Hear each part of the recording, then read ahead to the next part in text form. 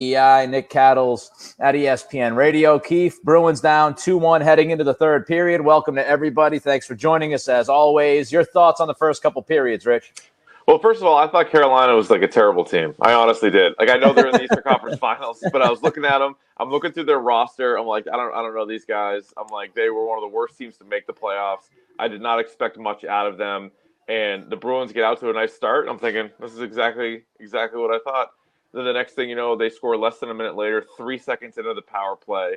And the second period, Nick, wouldn't you say mostly controlled by the Hurricanes? Absolutely. I thought Carolina dominated the first 15 minutes of that period. No doubt about that. I thought the Bruins got a little bit of momentum after that power play. Johansson had the walk-in, try to go top shelf, missed it. Mrazek had dropped his ass to the ice. Not the greatest of misses for Johansson on that power play attempt. But I thought that gave him a little bit of momentum. I thought the first call on Corrali was not good whatsoever. I thought that was super soft, especially in a playoff game. But like you said, Aho gets that deflection in the first 3 seconds of that power play, and it's a different game. And, there's just a number of things that we can – there's a bad penalty right there. That's a cheap hit right there. It's a bad hit. That's a penalty. That'll put the Bruins on the power play, no doubt. And now we got to look at Kampfer, who's in for McAvoy tonight. He's down on the ice face first. Looks like he's getting up. That's a rough penalty on Carolina there, and it's a no-doubter. Yeah, for sure. And actually, and it's funny. It's a Wagner, actually. Sorry. There was a couple of calls that were head-scratching. You mentioned the Corrali one, but even, it was both calls that happened and then ones that didn't happen. Yeah. Right? I mean, the Krug got absolutely crushed. I mean, slew foot, crushed into the boards. There was, I think, Chara probably should have taken a penalty there, or at least they should have called one on Carolina, like kind of boarding Chara at one point. So the ref, I mean, I hate complaining about the refs. Like, it's kind of, I hate doing it, but they have not been very good in the entire postseason, and it's continued here tonight. I mean, they've had a rough go of it, these NHL refs in this postseason. There's no doubt about it. And I thought there was the cross check missed on Marchand as he's going back to the bench. I thought there was a slash that was on Marchand where his stick snapped in half when he was away from the faceoff. But let's see what they get this power play. It's a nice little setup, but didn't execute correctly. Looked like they had Bergeron set up right in front of Mrazek, but they don't get that done. So let's see what they do here in the minute 45, 2-1 Carolina. And, this is what the Bruins need. They need that first couple of minutes of this period to get this momentum. And, maybe they can get Carolina kind of on their back heels because Carolina has been taking it to them. I think they look obviously much faster than Columbus ever looked. And they've also, one thing that I've noticed, Keith, tonight is Carolina has absolutely crushed the Bruins at the dot, especially in their own zone. And that has to change. That they have to be better at the faceoff dot to get some kind of possession of the puck here. And Bergeron, I think Bergeron was 5 of 12, something like that in the first two periods. And that's obviously a guy who's one of the best when he's not getting thrown out of there. Coyle was getting crushed there. I think maybe Corrali won more than he lost, and that might have been it for the Bruins in the first two periods. So I'm with you. And I think, once again, I know there's 2 goals on the board, but Tuukka Rask has been great. Like, there's been a bunch of saves that easily could have been goals, and he's really keeping them in this. So if they do fight their way back, I mean, you can already thank Tuukka for that. Yeah, he's sliding across his crease on the power play. That was a crazy save. He's made at least 3 or 4 really good saves in this game. Mm-hmm. I will say this as they're moving the puck around a little bit with the power play. Get that in there. There we go, baby. There it is. There it is. The Keefe and Cattles connection. Good luck, baby. Good luck right there. 2.5 minutes in, Keefe. 2.5 minutes in. That's it. That's all it took. That's all it took. We're going to be doing first period live pretty soon. I was just going to say, the power play. We talked about the power play last series against Columbus, and we know that the Bruins have had on the power play in the postseason. But I thought their power play, even before this goal, their power play has looked a hell of a lot better tonight. Yeah. And, there you have it right there. They finally get to finish one, and they're getting results off the power play, Keith. And that's, that's a difference maker because we've talked about it. And it's Johansson, again, who's played absolutely terrific hockey tonight. Real good. He gets to finish that one off the rebound. He's been awesome tonight. But, we've talked about it. 5-on-5, this team's been fine. It's been their special teams. If they can get this power play going and Tuukka stays solid, if not great, then you really like them. I mean, against Toronto, the power play was an absolute weapon. I mean, they scored about half the time on the power play. They were dominant. And then against Columbus, it came around late. They were able to get some goals in the later games. But Columbus, you got to give them credit. They were really good at the penalty kill. They're not as good as Carolina. We spent some time on the show today talking about Columbus versus Carolina, similarities and differences. And Columbus might be better across the board. And I mean, Carolina's here. I mean, they just swept the Islanders. They beat the Capitals, so they're obviously good. But if you look at goaltender, you look at the forward lines, you look at the defense pairings, Columbus is better. So the Bruins should be able to handle them in this series. And there's a penalty on Corrali. What's that? Is that his third tonight? That's his third. So, I mean, the last thing you want to happen there, the last thing that you want is, you just scored to tie it up 2-2. Actually, the Bruins get the power play. Huh. Trying to wait to catch the call here on Hamilton. That shocked the shit out of me. Even NBC Sports Network's a little surprised by this. Let's see what happened here. Yeah, because I don't know if it was that. He goes after Corrali there a little bit. Yeah. But I mean, I don't know if that was even a penalty. I don't know. Yeah. I have no idea what that was. They called him for roughing. I have no earthly idea what the fuck that call was. But somehow, some way, the Bruins get it. Just catch up on some of these comments. Carolina's forecheck and speed is absolutely terrifying so far. That's from Jeff. Yeah, they've looked very, very fast tonight. No doubt the speed is there as the Bruins 5 seconds in force Mrazek to ice the puck there. You've got Frank in the comments just with a simple yes. Bauer says was a matter of time for Johansson. Yeah, I thought Johansson was absolutely terrific in the first period, obviously with the big goal, and now we see what the call was on Hamilton there up against the boards. Oh, okay. And, because I was going to say, because they showed another replay of it where he was coming in after the Corrali play, and you're like, there's no way that was a penalty, but it was earlier. Oh, yeah! 2 for 2 on the power play in this period. Right again, Keith Cattles, right out of the chute. 2 minutes and 54 seconds in. The good luck connection working again for the Boston Bruins. Again, you can check out the fan line. It's the black button on the top right corner. When you can, if you feel like giving us a call, it's kind of different, much different than the radio world, as your face will pop up here and you'll pretty much have a conversation with myself and Keith as the Bruins now back-to-back power play goals to start this third period. And after a tough second period, that's a great play, by the way. Jake DeBrusk keeping the puck in the zone, not once but twice, then finds Marchand with a great pass who gets the connection to Bergeron. I mean, that play right there, Keith, is all Jake DeBrusk. Yeah, that was great, which is good to see because he has had a terrible postseason overall. So it's good to see him. Maybe that'll get something going. Also, is that Bergeron's 5th power play goal of the postseason, I think? I don't know. He's been locked in right there. I think it might be he's been feasting on the power play. So that was good. And then going back to the penalty, Dougie Hamilton was here for 3 years. I don't know if he roughed anybody the whole time he was here. And then he gets called. I don't even know how good of a call that was, but I think it was a shit call. Yeah, I think it was. It was a soft. Yeah, it was a soft call. Soft. And even Hamilton's like, "What? I didn't mean to touch him. If that's the problem." He's like, "Sorry." Yeah, Julio says, "I'll take it." Makeup call incoming. We'll see what happens if they can now. Who knows if they're going to try to even it out here. I hope not. I hate when that kind of stuff happens. That's more of an NBA thing, but we'll see if that happens. The next 3-4 minutes. Pretty crucial here. You got back-to-back power play goals. You have all the momentum in the world. Home ice, crowd's going crazy.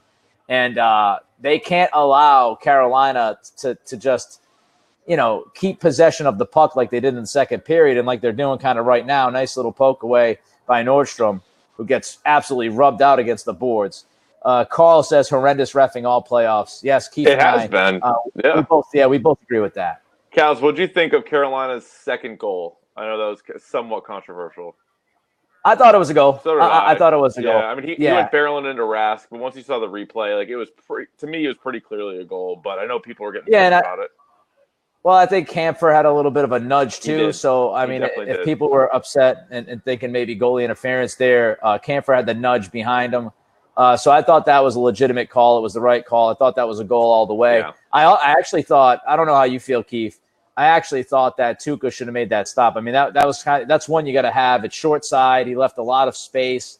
I thought that was a goal that Tuukka will probably want back. And if he's asked about it in the post game, I wouldn't be shocked if he says that. Yeah, especially if they win. I mean, when they win, Tuukka's been he's made some jokes in the post game. He's been kind of light, which has been good to see. But yeah, based on the way that he has played, you're expecting him to make almost every single save now. And so, yeah, I'm sure he would have liked to have that one back. But he made up for it because there were other plays later that easily could have been goal number 3, 4, even 5, and he was just, stoning everybody.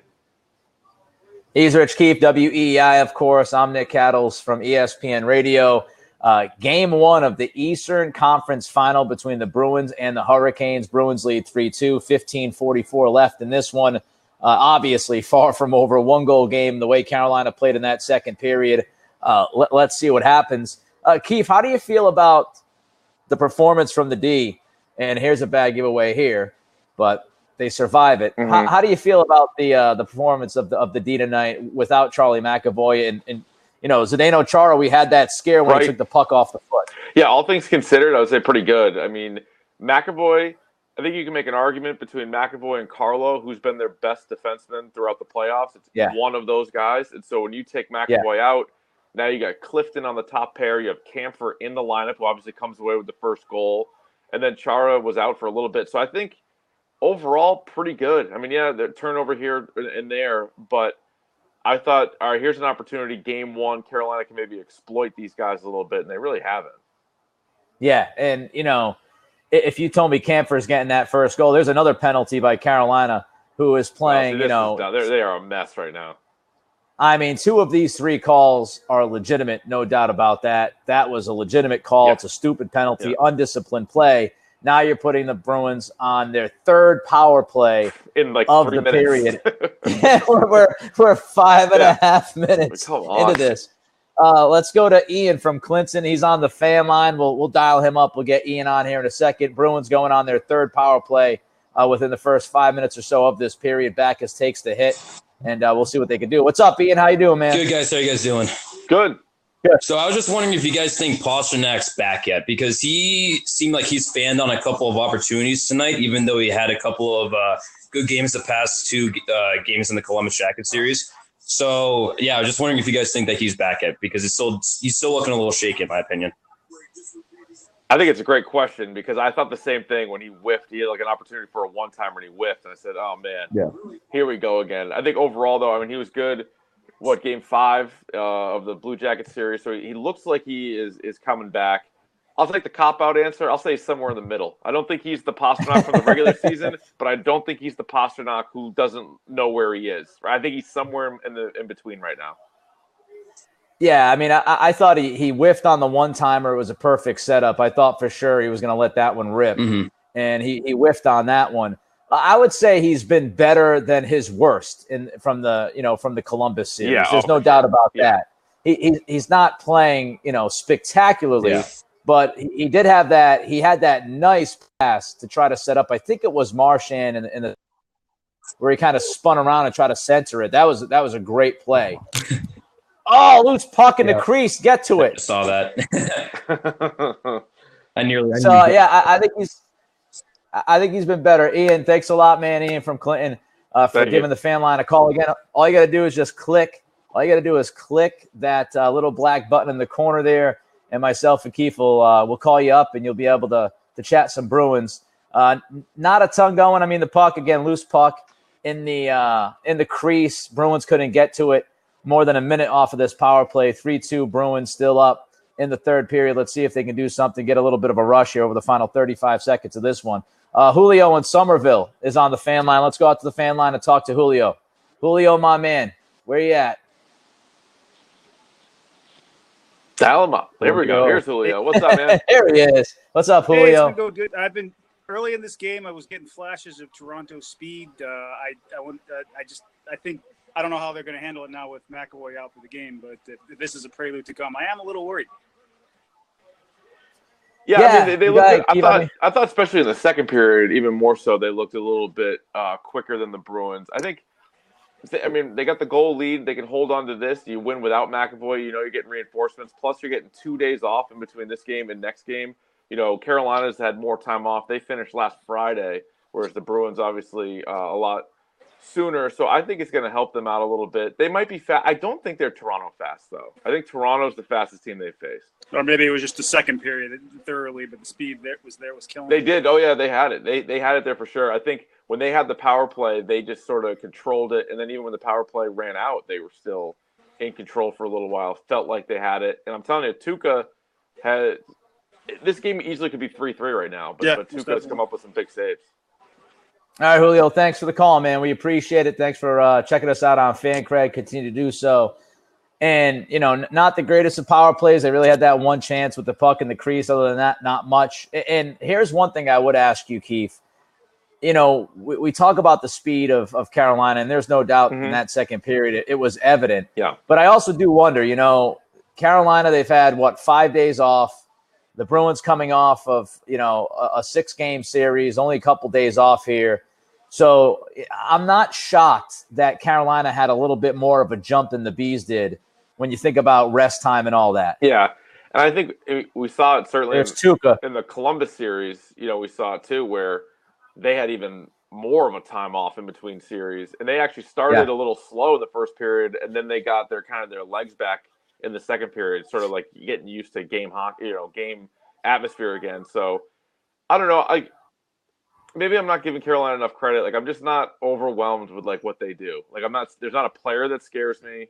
And, you know, obviously they play well as a team. Like, they've won, I think, 6 straight playoff games or whatever it is. But this is really a series that the Bruins should win. And this should not be a 7-game series in my mind. They should win much sooner than that. Well, hopefully. And Chris checks in. He says it's refreshing to watch the Bruins, a team with Celtics waste of a season. So even though we're here with Chris. Chris, you're not wrong at all. First game of the Eastern Conference Final in the Stanley Cup playoff, and people have still got a chafed ass about last night and Kyrie Irving playing like a pig in that series against Milwaukee. Don't even get me started. Keith and I will go on a 5-minute tangent about that bullshit. The Bruins actually try though, which is nice to see. Like they seem to care that, you know, there's a playoff game going on. They're into it. I mean, yeah, I don't know if you saw it, but I saw B-Rob's tweet today of the video of Kyrie and Ersan Ilyasova when they're both like within a foot of each other, and Ilyasova beats him down the floor by 40 feet. Just ridiculous. Jeff says, not sure if I can remember a bigger contrast than 2 playoff teams from different sports than this year's Celtics and Bruins. No. No, I mean, you really can't. But listen, it's unfair, right? I mean, I absolutely love, hardcore NBA fan, love hockey as well. But as we know, hockey players are a different breed. They will, you know, it's tough to find a hockey team, especially when you're talking about a team that's in the Final Four. It's tough to find a hockey team that gets this deep into the Stanley Cup playoff that doesn't play hard, that doesn't show balls, you know, that doesn't take pucks off of bodies. You know, that's just kind of the way the game goes. The NBA, as much as I love it, we know it's a diva league. It's a diva league. They don't fight. They slap. They, you know, hold me back, bro. Hold me back. Oh, I know. I mean, that part of it's different, but you're allowed to be competitive. Like, you don't go into the post game and say you can't. I agree. You can't wait to see the team that beat you play in the next round. Well, that was insane. You're not going to get me to defend the Celtics. That's not happening. What we witnessed was an atrocity against Milwaukee. That was awful. That'd be like the Bruins losing to the Hurricanes and then sitting back and being like, having like Patrice Bergeron say, "Man, Carolina's good. I can't wait to watch them in the Cup final. That's gonna be a lot of fun." Like, no, it's not. It's just, I mean, you know, Kyrie says, I need to shoot more. I'm a great shooter. Just absolutely no clue. Anyway, back to the hockey. Back to the hockey. Back to the team that cares. Here we go. It was only a 2.5-minute tangent, not 5. The Celtics. The Bruins up 3-2. 11 minutes left here in this third period. They continue to lose at the dot, which I know I'm pounding that a little bit, but I've got to keep saying it. It's one of those things that people tend to overlook, but it's a big deal when you keep having trouble there. A nice little turnover by Carolina there. Krejci can't do much with it. I'm interested to see, as you said a couple of minutes ago, McAvoy not playing tonight. If the Bees can hold on to this one, if they can add a goal here and they walk away with the W in game one without McAvoy, you got to believe that McAvoy comes back, and that's going to be a jump for the Bees on Sunday afternoon. Yeah, and he's going to be super motivated too. Like, you see it all the time when a guy gets suspended, comes back, tries to make up for it because he wasn't out there for an important game. So I think McAvoy, who's leading them in ice time so far in the postseason, that's going to be huge to get him back. Plus, by the way, you're giving him a few extra days off, right? And then Chara's going to get 2 days off. Really, since the playoffs have started, they've never had anything longer than 2 days off, right? They had 2 days, last series, because even in between Toronto and Columbus was only 1 day off in between. So this series that they started right now, they had 2, and they're getting 2 more. So I think that's going to help them sort of get back to as close to 100% healthy as possible. Got a couple people. Michael says, have you discussed Chara seems to have gotten steadier on the ankle as the game progressed. He's still a little shaky. Yeah. Rivera says Chara looking slow. So we've got two people not agreeing here, but he says he's looked slow, been a turnover and waiting. Listen, I don't know how you feel, Keith, but the guy's 42 years old or so. He's always not, he's not always the most quick-footed cat out there. He's never been his size, right? And then he takes the puck off the foot. I mean, I don't think we should expect Chara to look like grease fucking lightning out there in this period at this point. No, I mean, the good news is now in this game, again, it's worse because no McAvoy. But the good news is he's no longer the best defenseman on the team. He's no longer the second best defenseman on the team. Like, there's 2 guys that are better. Unfortunately, say what you want about his, ability to get the puck out of his own end or his speed. He's still a guy, if you're protecting a lead, you'd rather have on the ice than Krug or Grzelcyk or Camper for sure. He's still better than those guys, but he's just not the guy that he used to be. And I think some people have a hard time with that because besides Rask, who has played so well lately, the criticism has kind of gone away. Chara's the guy that gets ripped on the most now.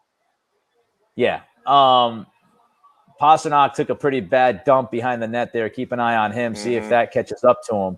Another interesting thing I noticed the Bruins tonight, especially on the penalty kill, very aggressive on the penalty kill, going after a little bit more of the puck instead of laying back and allowing Carolina to kind of take the space. They've been kind of putting a little bit more pressure, which has been pretty good near the points, and that's a nice little shot by Heinen.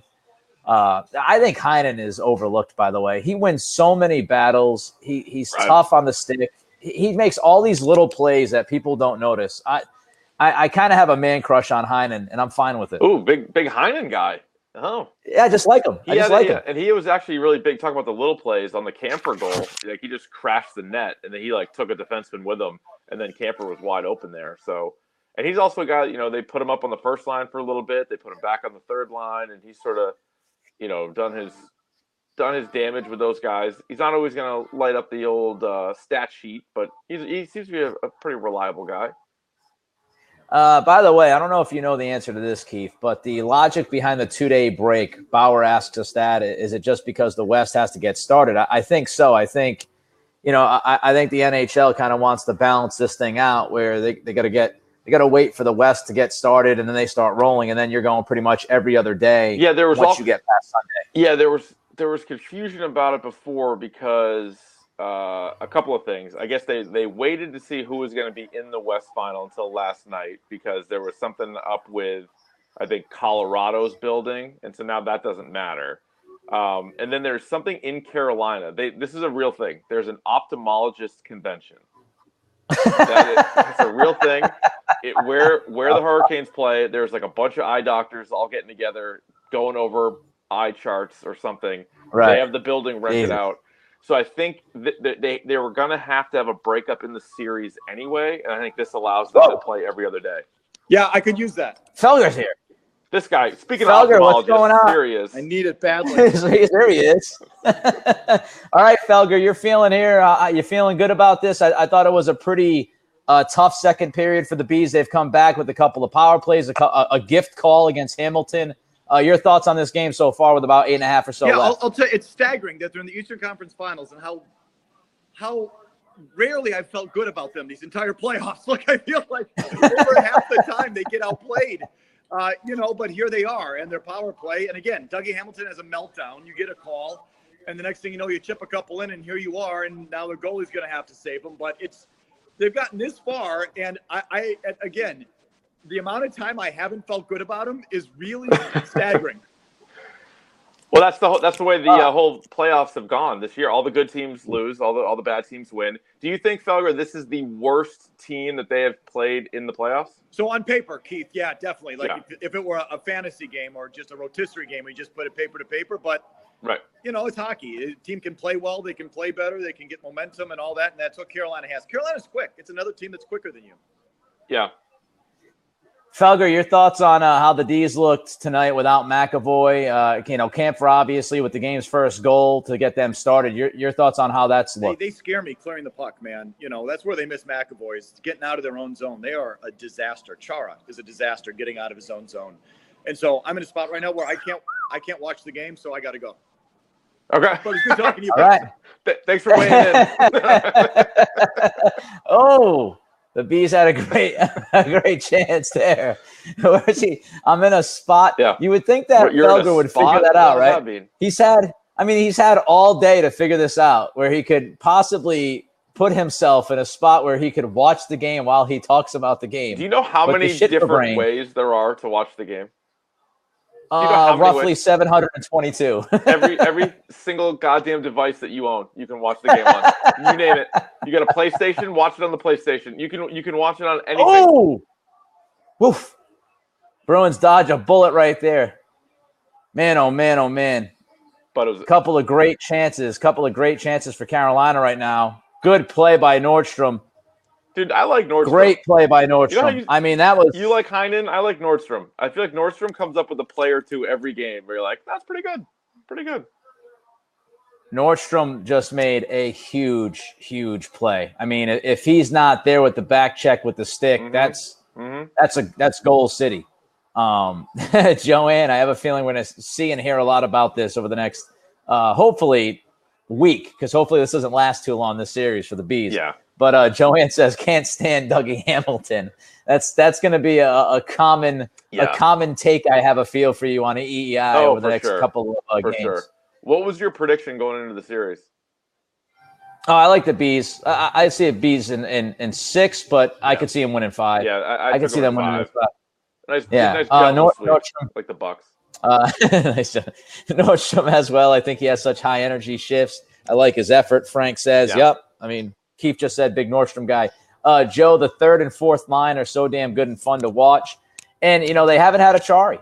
Achari is somebody that brings that energy and brings a little bit of extra spice to the game as well for the Bees. He hasn't been around, but that's when you kind of talk about the depth. You can slide guys like Wagner in. You get a great effort from Nordstrom from time to time. Johansson's been very good tonight. It's the depth. People, listen, you need the top line to play well to win the cup. There's no denying that. But the thing that I don't want to overlook here, Keith, when we watch this team, and I don't think a lot of people do, because honestly, Bruins fans, it's a very smart fan base. We know what we're talking about. But sometimes we get wrapped up in the top line where these guys on the third and the fourth, if they can give the Bruins what they've been giving them, then that's just icing on the cake if your top line's going. Well, that's why, again, you got to credit Don Sweeney, who's, hit or miss. He's had some really good trades. He's had some not so good trades. But this year at the deadline, to get Coyle and to get Johansson, and the third line was a disaster. It got to the point where what should have been the fourth line, was the third line, because the third line was so useless for a while. And so when he went out there and got those two guys, now then there were injuries and they were moving guys around, so you didn't really even get to see it play out as much as you wanted to. But now that you're here in the playoffs, you saw it right away. Coyle is coming up with big goals. Johansson's coming up with big goals. They put Heinen eventually back down on there, and now you're right. You can win a Game 6 clinching game without the top line scoring. You can win a Game 7 against Toronto without the top line scoring. That's something that a year ago wouldn't have happened or didn't happen, and that's why they got bounced in the second round. Right, there's no doubt about it. Jeff says McAvoy is going to make the difference when he's back, but I have a sneaky feeling that Coyle will feel his way into a couple really big plays like he did against Toronto. Sure. we'll see if that prediction comes true. Julio liked the gentleman's sweep call. Yeah. JP says, who does everyone like in the West? I just have this feeling like San Jose is like a team of destiny. They're going to end up getting to the final. I'm going with the Sharks. I mean, I'm rooting for the Sharks, but I'm going to pick. Oh, that's a nice play. Is that Camphor? Is that Camphor moving up? That was a nice play. It was either Camphor or it was Wagner. I didn't catch the number. I just was looking. I was reading the message. I looked up. It was either Camphor or Wagner if somebody wants to help us out. But that was a nice play, putting pressure on Mrazek again. And we'll see we'll see how aggressive the Bruins are going to be. I would imagine not too aggressive. You're, just over 5 minutes left in this third period. Mm-hmm.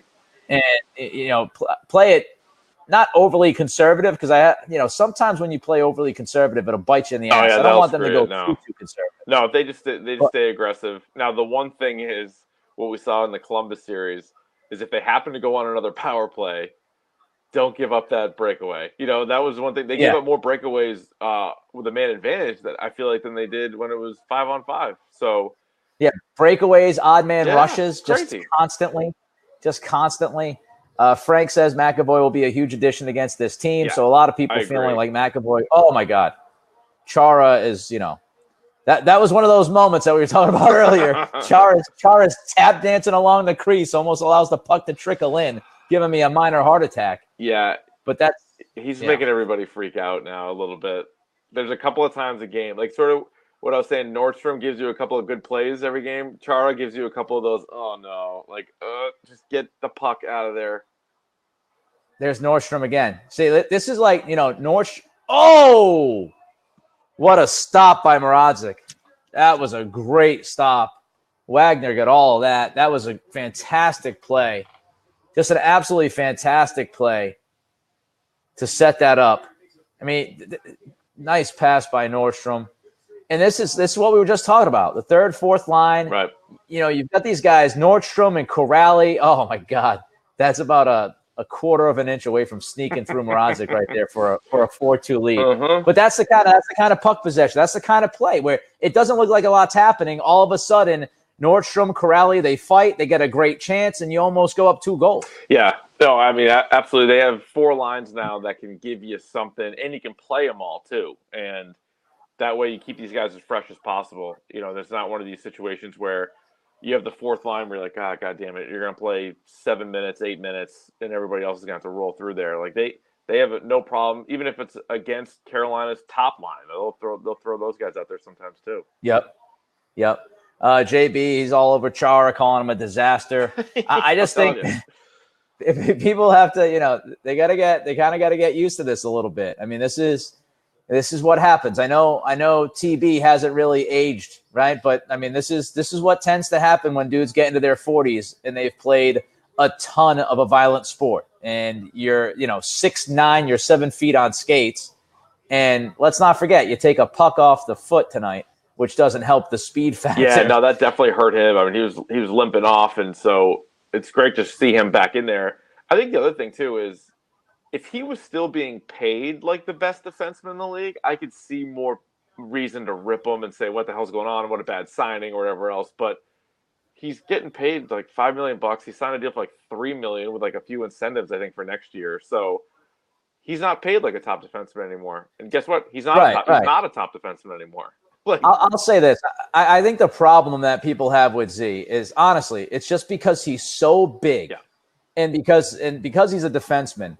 A lot of times he'll be kind of on the island out there, and he's so gigantic that you can't miss him. And so when something happens where, like against Columbus, where he got spun around like Christy Yamaguchi, when that shit happens, it just looks that much worse because he's just so big and he's kind of lumbering. He's not going to be. I mean, he's graceful for his size, to give him some credit, but it's that kind of lumbering big body out there, and if he's kind of bumbling around a little bit, like Hal Gill, that's going to stand out even more. Remember Hal Gill?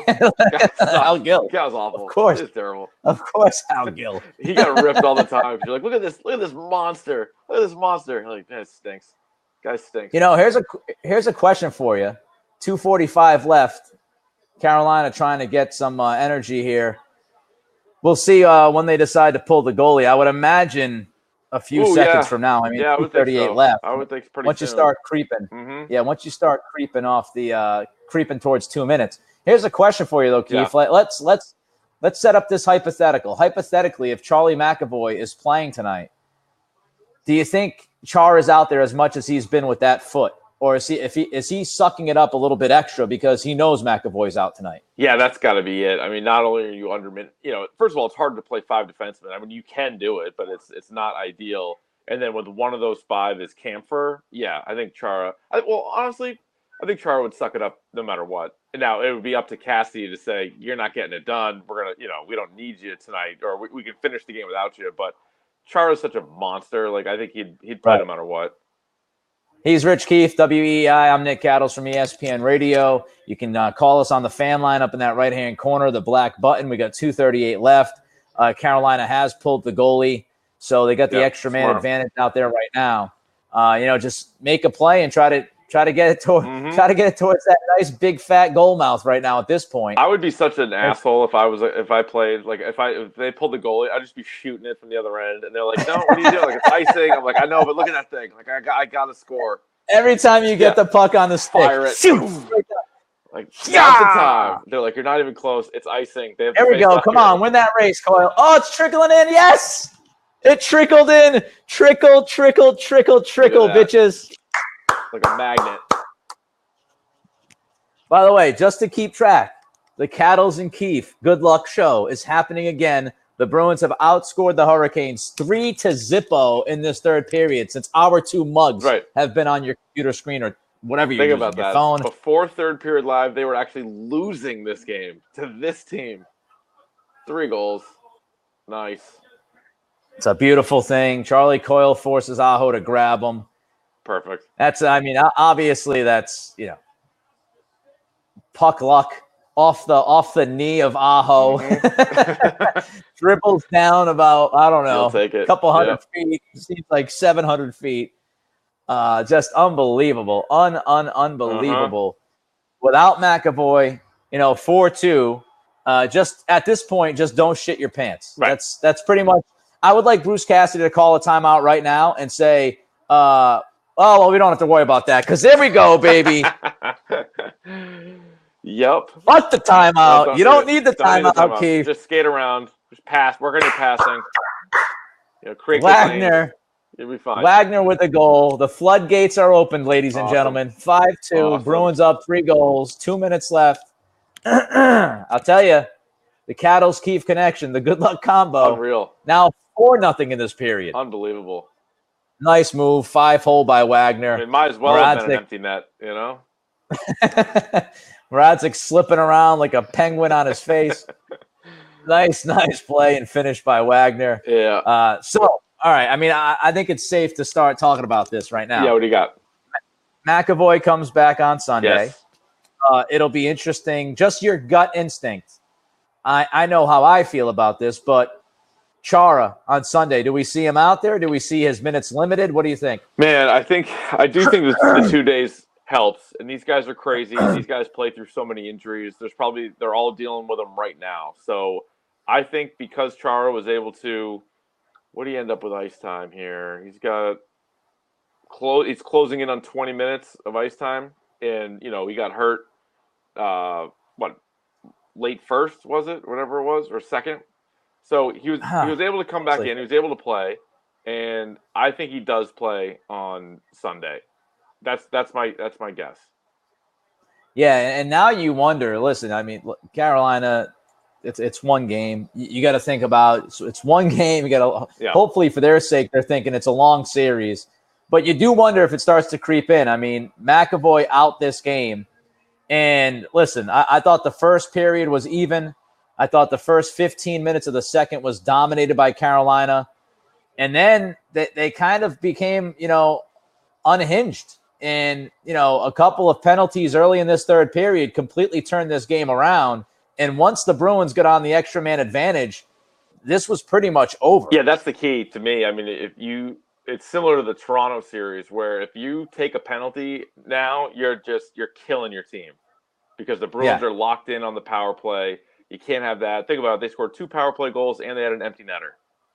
You take those away, it's 2-2. Now I know you're going to score power play goals, and Carolina got a power play goal, but just those penalties are so dumb against this team. You're just screwing yourself. And now I know one of them probably wasn't even a penalty, but either way, with these NHL refs, you got to be ready for anything. You got to be able to kill those penalties off. Here's a quick little reminder. Fan Cred will be off on Sunday. It's the weekend, but they'll be back on Tuesday for Game 3. Bruins take the 1-zip lead in the Eastern Conference Final against Carolina. An absolutely dominant third period after being dominated in the second. They win 5-2, up 1-zip. He's Rich Keefe, WEEI. I'm Nick Cattles, ESPN Radio. Keefe, any final words? They win on Sunday, right? They win on Sunday. I still think it's 5. I think Carolina takes one of the games down on their home ice, but the Bruins win in 5, and they're going back to the Cup final for the first time in 6 years. That's my prediction. I feel great about it after tonight. Keefe Cattles, 2-0. 2-0. That's right. Since we've done this. Huge third period. Thanks, Keefe. We'll catch up with you guys later. Thanks for hopping on Fan Cred. Third period live. Bruins, Hurricanes. Bruins victorious tonight. 1-zip the series.